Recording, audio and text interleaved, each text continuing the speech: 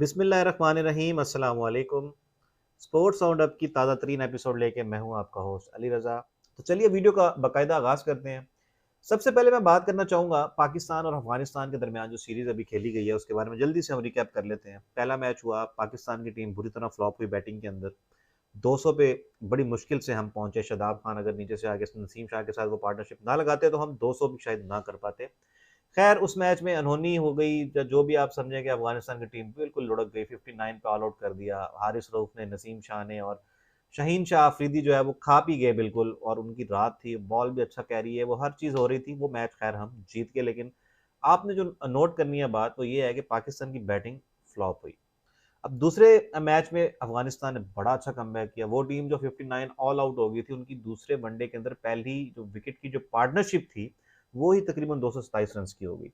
तो एक बड़ा अच्छा कमबैक था। लेकिन अफगानिस्तान की जो इनएक्सपीरियंस्ड जो मिडल ऑर्डर था वो इसको कैरी ऑन नहीं कर सका, इस मोमेंटम को जो ओपनर्स ने उनको सेट करके दिया था। और पाकिस्तानी बॉलर्स ने भी डेथ के अंदर आके अच्छी बॉलिंग की और उनको रिस्ट्रिक्ट किया 300 के ऊपर। हालांकि एक टाइम पे लग रहा था कि ये शायद 330 340 तक भी जा सकते हैं, लेकिन पाकिस्तान ने उनको 300 पे रोका और ये अच्छी पाकिस्तान की कारकर्दगी रही बॉलिंग के अंदर। अब इसके बाद जो है पाकिस्तान चेस पे आता है। फ़खर ज़मान एज़ यूजुअल जो है वो आउट ऑफ फॉर्म ही चल रहे हैं। बहुत अरसा ही हो गया फ़खर ज़मान को फॉर्म में देखे हुए। वो जब भी खेल रहा होता है बंदा, वो यही लग रहा होता है कि पता नहीं ये आउट ऑफ फॉर्म है, निक में नहीं है। फिर बंदा सोचता है कि यार ये लास्ट टाइम फ़खर ज़मान कब फॉर्म में था? तो ये सारे सिनेरियोज़ हैं।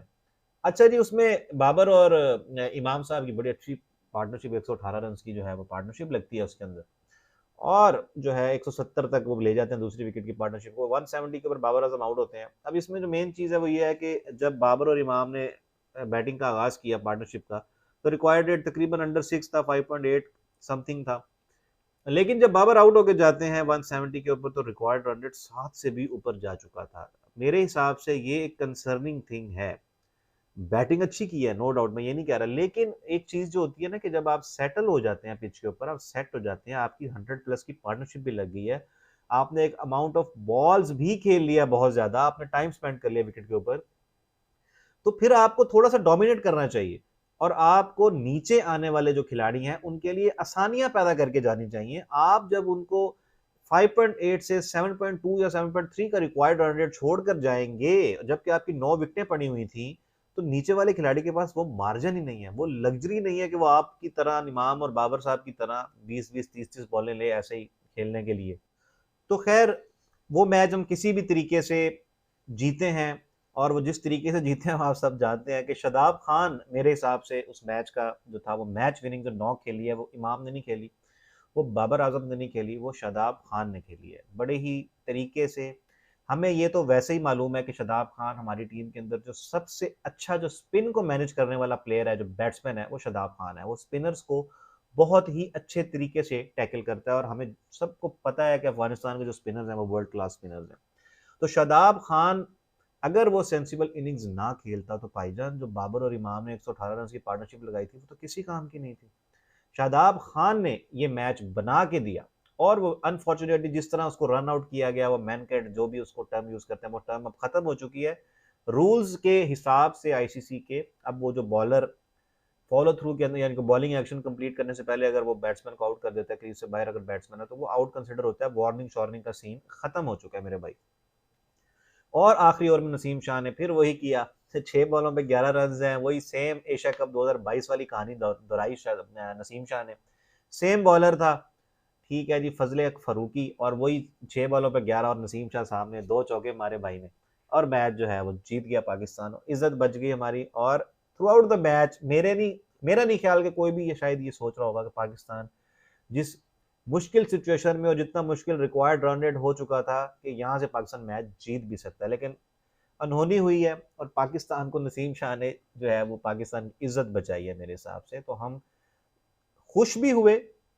अगर वो रन आउट ना होता कंट्रोवर्शियल, और वो जो नो बॉल शादाब खान ने वो जो वेस्ट आई छक्का मारा था सेकंड लास्ट ओवर की बॉल पे, अगर वो छक्का वो नो बॉल भी दी जाती वेस्ट आई की, तो इतना ज़्यादा वो ड्रामा होना नहीं था।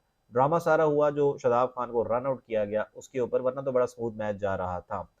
अब अगर आप मुझसे पूछने, टू बी फ्रैंक, तो मैं बिल्कुल खुश नहीं था इस जीत से। हाँ, खुश हुआ 1-2 मिनट के लिए कि जोश भी था, सब कुछ यहाँ पाकिस्तान, लेकिन फिर मैं फिर वही बंदे की जो थिंकिंग है, दिमाग ये कहता है कि यार अब नसीम शाह अफगानिस्तान से जितवाएगा।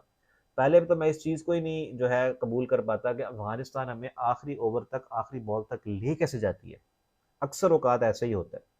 तो खैर पाकिस्तान जीता, इसके साथ वो सीरीज भी जीत गया। तीसरा मैच भी अच्छा खेला पाकिस्तान, वही मर के। मुश्किल पिच थी। पिचेस भी बहुत गंदी है ना श्रीलंका की, कोई वनडे के मुताबिक पिचेस हैं भी नहीं ना, बहुत घटिया पिचेस हैं, इतनी स्लो विकेटें हैं कि वहां पे नहीं खेला जाता। जो फ्री फ्लोइंग बैट्समैन है लाइक फखर जमान टाइप जो प्लेयर है ना, ये यहाँ पे चल ही नहीं सकते भाई। तो ये तो आइडियल पिचेस हैं इमाम और बाबर के लिए, सूट करती हैं उन्हें, वो सिंगल डबल ये वो सारा कुछ। तो खैर पाकिस्तान तीसरा मैच भी जीता, बड़े आसानी से जीत गया पाकिस्तान, और पाकिस्तान ने क्लीन स्वीप किया अफगानिस्तान को। अगर आप मेरी राय लें इस सीरीज से, पाकिस्तान ने कुछ खोया ज्यादा है, पाया कुछ नहीं है। क्योंकि आपने ट्राई नहीं किया किसी को, आपके वही फखर खेलते रहे ऊपर, वही इमाम खेलते रहे, वही बाबर आजम और वही मोहम्मद रिजवान खेलते रहे। सर आप सऊद शकील को लेके गए थे, आप सऊद शकील को खिलाते, आपने सऊद शकील को तीसरा मैच दिया, और वो भी किस नंबर पे, वो छठे नंबर पे आ रहा है, वो आपको पता है।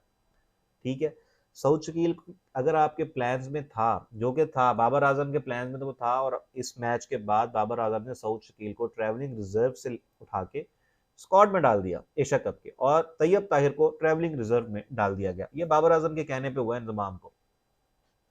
तो आपने कुछ चांस नहीं लिया। हाँ, तीसरे मैच में आपने कुछ चेंजिंग जरूर की, लेकिन बॉलिंग की मतलब आपने हारिस रऊफ को रेस्ट दे दिया, आपने नसीम शाह को रेस्ट दे दिया, आपने उसामा मीर को रेस्ट दे दिया। तो इनकी जगह आपने फ़हीम अशरफ ट्राई कर लिया, आपने मोहम्मद वसीम जूनियर ट्राई कर लिया।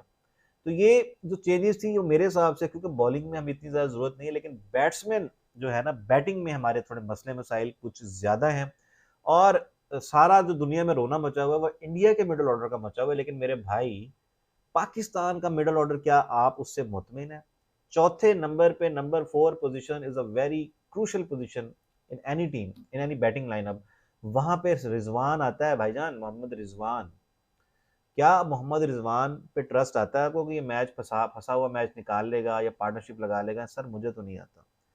दुनिया भर में जो विकेट कीपर्स है, या वो ओपनिंग ओपनर खेलते हैं एज ओपनर, या वो फिर छठे या सातवें नंबर पर खेलते हैं। मेरे भाई चौथे नंबर पे या तो हो ना कोई गिलक्रिस्ट जैसा या कोई संगाकारा जैसा खिलाड़ी हो, तो वो चौथे नंबर पे खेलता हुआ समझ आता है। लेकिन Mohammad Rizwan, I am sorry to say sir, ODI में मेरे हिसाब से तो मोहम्मद रिजवान की जगह ही नहीं बनती। लेकिन ठीक है भाई, क्या कह सकते हैं। तो चौथे नंबर पे जहां रिजवान आ रहा हो, चाचू का कोई पता पता नहीं है कि वो कैसे खेलेगा। आगा सलमान पे भी फिलहाल अभी मैंने जो स्पिन के अगेंस्ट उसके हालात देखे हैं ना, अगेंस्ट राशिद खान, मुजीब वगैरह, तो वो बहुत मुझे बड़ा ऑकवर्ड सा लगा है वो।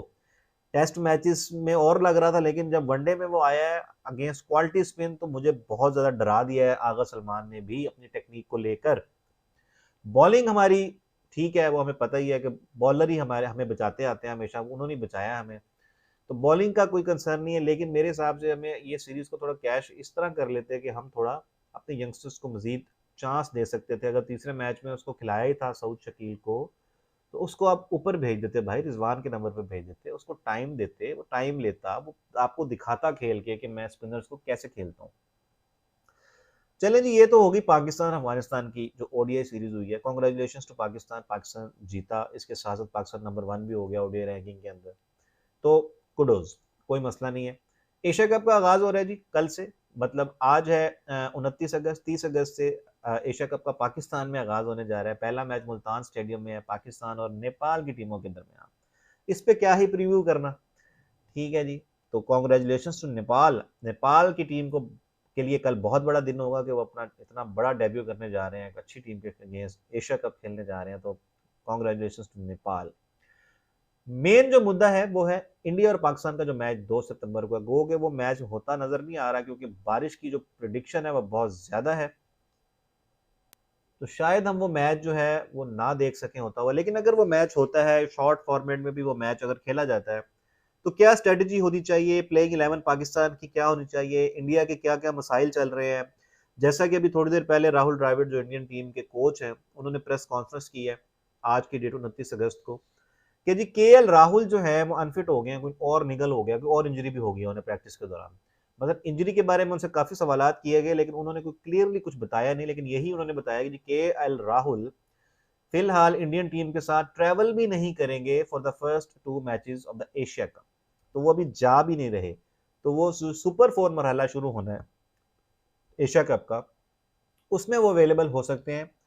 तो जो उनके इंडियन टीम के भी जो मसले मसाइल हैं वो कम नहीं है। मिडल ऑर्डर्स को लेके, अगर मिडल ऑर्डर बैट्समैन को लेके अगर हम देखें, तो जब से श्रेयस अय्यर और केएल राहुल अनफिट हुए हैं, टीम से बाहर हुए हैं, तब से इंडिया काफी ट्राई कर रहा है। कभी वो संजू सैमसन को खिला लेते हैं, कभी पांड्या चौथे पे आ गया, कभी ठीक है, कभी बात होती है जी वो जो उनका ओपनर है मुंबई इंडियंस वाला बच्चा छोटा खब्बू, कभी अब ये बात हो रही है ईशान किशन, तो ईशान किशन को मिडिल ऑर्डर में खिला दो। कभी बात हो रही है जी विराट कोहली चौथे नंबर पर आ जाए। तो इतने मसले मसाइल में इंडिया की टीम भी घिरी हुई है, लेकिन फिर भी इंडियन टीम की जो बैटिंग स्ट्रेंथ है वो काफी ज्यादा है हमसे आज भी। बैटिंग के हिसाब से अगर मैं देखूं तो ना कोई मसले मसाइल नहीं है, लेकिन हाँ वो कुछ मसाइल में घिरे हुए हैं इंजर्ड प्लेयर्स की वजह से।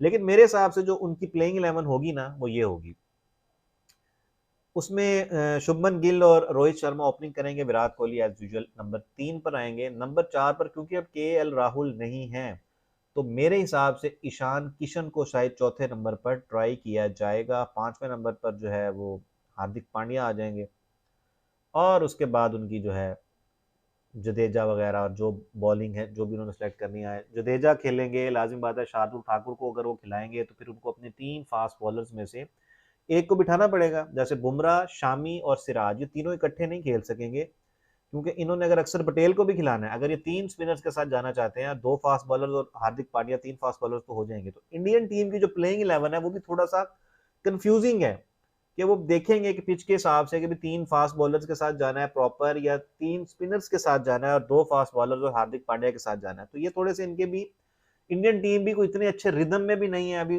वेस्ट इंडीज की हाल ही में जो सीरीज उन्होंने खेली है वो आपके सामने ही है। तो रिदम वाइज तो इंडिया भी नहीं है रिदम में, मोमेंटम कोई नहीं है उनके साथ। और पाकिस्तान भी जो नंबर 1 तो हो गया माशाल्लाह, मुबारक हो। लेकिन अगर आप पाकिस्तान के लास्ट 23 मैचेस देखेंगे तो उसमें आप देखेंगे कि न्यूजीलैंड 8 मैचेस जो न्यूजीलैंड की बी टीम थी उसके साथ हैं, वेस्ट इंडीज है, नेदरलैंड्स है, ऑस्ट्रेलिया था, वो भी आपको पता ही है। हाँ साउथ अफ्रीका से हम जीते, लेकिन हमने कोई कंपेटिटिव क्रिकेट नहीं खेली, हमने कोई कंपेटिटिव टीम्स और उनकी ए ग्रेड साइड के साथ ये मैचेस नहीं खेले। लेकिन क्या कर सकते हैं, हमने थोड़ी कहा था, बाबर आजम ने तो नहीं कहा था ना कि ये टीम लेके आओ। तो खैर जो भी है, पाकिस्तान इस टाइम नंबर 1 पोजीशन लेकर जो जा रहा है ना एशिया कप में, तो हो सकता है कि ये कॉन्फिडेंस दे पाकिस्तानी टीम को, पाकिस्तानी प्लेयर्स को। और मोमेंटम हमारे साथ है क्योंकि हम अभी जीतते हुए आ रहे हैं। अफगानिस्तान से भी हम जीत गए हैं, श्रीलंका से हम टेस्ट सीरीज भी जीते, श्रीलंका के अंदर उन्हें हराया हमने। तो 2 तारीख को जो मैच है ना उसके अंदर मेरे हिसाब से ना मोमेंटम काम आता है, ना आपका कुछ और काम। जो पाकिस्तान इंडिया का मैच है वो ऑन द डे जो भी टीम या जो भी प्लेयर्स प्रेशर को अच्छी तरह मैनेज कर लेते हैं ना, वो निखर के सामने आते हैं।